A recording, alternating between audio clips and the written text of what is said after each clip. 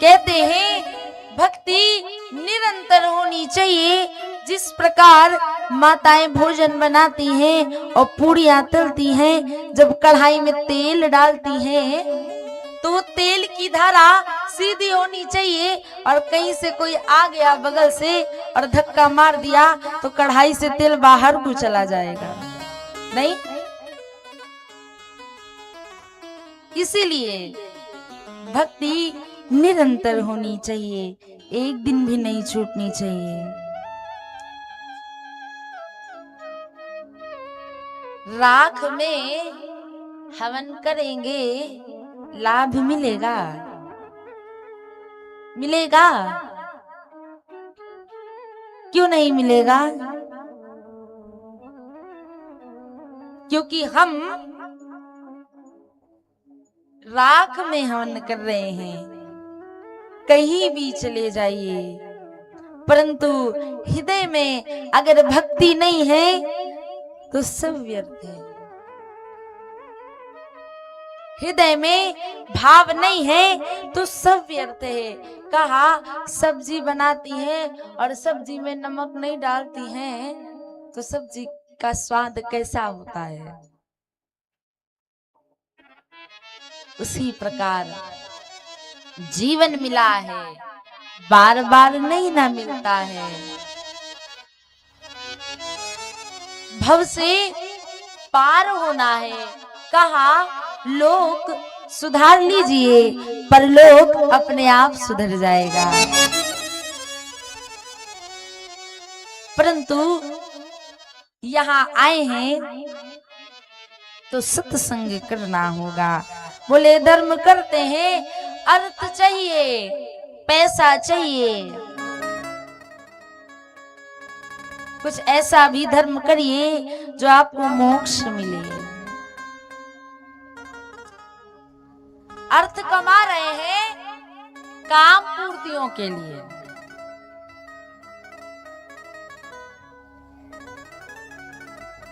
कुछ धर्म में भी लगाइए। ये मैं नहीं कह रही, कथा कह रही है। काम इंद्रियों को तृप्त करने के लिए ही नहीं बना है, जिज्ञासा करने के लिए भी बना है। यही मन है, जिज्ञासा कर लीजिए। यही मन है, प्रभु में लगा दीजिए, और यही मन है, भगवान में लगा दीजिए, नहीं तो संसार में लगा दीजिए। आपके ऊपर है। आज मन हुआ कि कथा में चलेंगे, कोई रोक पाया आपको? भक्ति इस डर से नहीं करते कि लोग क्या कहेंगे। तिलक इसलिए नहीं लगाते कि लोग क्या कहेंगे। कलावा इसलिए हाथ में नहीं बांधते कि लोग क्या कहेंगे।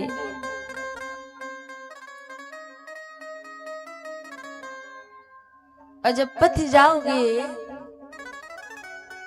पति जाओ मतलब समझते हैं, जब चले जाओगे तो ये जो लोग हैं ना आपके साथ नहीं जाएंगे। आपके साथ जो जाएगा सिर्फ और सिर्फ कर्म और आपका धर्म ही जाएगा।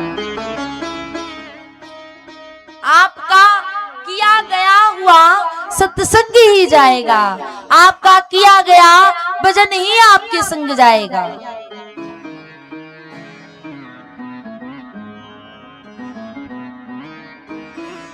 आप तीर्थ करेंगे, आपको पुण्य मिलेगा, लोगों को नहीं मिलेगा। आप कथा में आएंगे, सत्संग आपको मिलेगा, लोगों को नहीं मिलेगा। और एक बात जान लीजिए, जब तक कि श्री जी की कृपा नहीं हुई तो आप नहीं आ सकते। और आप सब आए हैं ना, तो श्री ठाकुर जी ने बाहा पकड़ के घसीटा है कि आप आकर के कथा सुनिए, भागवत सुनिए, ये कृपा है। बोले भगवान की महिमा क्या है? बोले भगवान को व्यक्ति कैसे पुकारते हैं? बोले ज्ञानी जन ब्रह्मा कहते हैं, योगी जन परमात्मा कहते हैं, और हम भक्त उनको भगवान कहते हैं। हर जगह है प्रभु। वासुदेव परा वेदा, वासुदेव परा मखा, वासुदेव परायोगा वासुदेव परा क्रिया वासुदेव परम ज्ञानम वासुदेव परम तपा वासुदेव परो धर्मो वासुदेव परागति। जो कुछ है सब प्रभु का है, प्रभु का प्रभु को समर्पण। अपनी जीवन की डोर प्रभु के हाथ सौंप दीजिए। हम कैसे हो गए हैं, अपनी जीवन की डोर संसार वालों को देते हैं, वो जैसे चलाता है वैसे ही चलते हैं। वो कहता है इधर जाइए तो इधर ही जाते हैं, वो कहता है सत्संग में मत जाइए, नहीं जाते हैं। आप सत्संग रूपी कथा में चलेंगे तो आप प्रकाश में चलेंगे, और संसार रूपी सत्संग में चलेंगे तो अंधकार में रहेंगे। इसलिए सबको अपने जीवन में प्रकाश चाहिए। मैं नहीं कहती काम मत करो, अपना काम छोड़ करके आ जाओ, अपना कार्य जो करते हैं वो छोड़ के आ जाइए, लेकिन धन भी कमाइए, कार्य भी देखिए, परंतु उनके संग संग भगवान को मत भूलिए।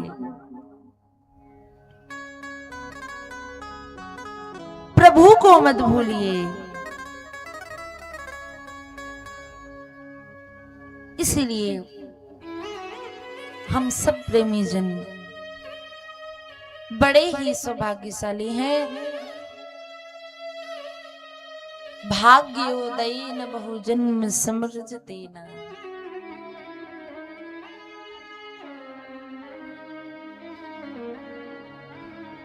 बड़े भाग्य हैं हम सबके।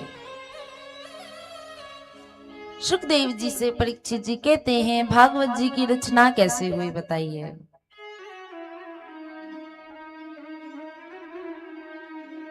और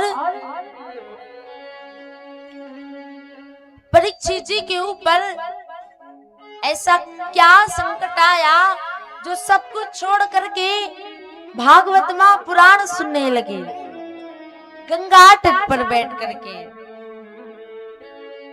व्यक्ति जब दुखी होता है तब भगवान के पास जाता है,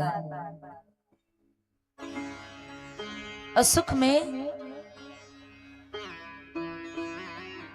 में कहते हैं टाइम ही नहीं है, उतना समय ही नहीं मिलता है।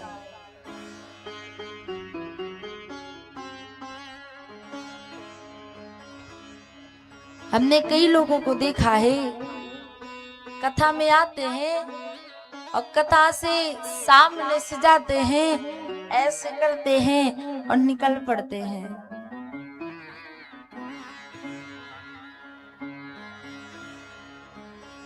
जब बुरा वक्त आएगा ना, जब प्रभु को याद करोगे तो भगवान भी ऐसे हाथ जोड़ेंगे और प्रणाम करेंगे। अब कहेंगे तू जाने तेरा काम जाने।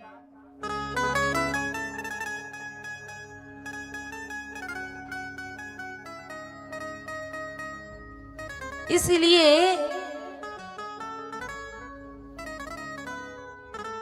ये जीवन की गाड़ी प्रभु के हाथ छोड़ दीजिए।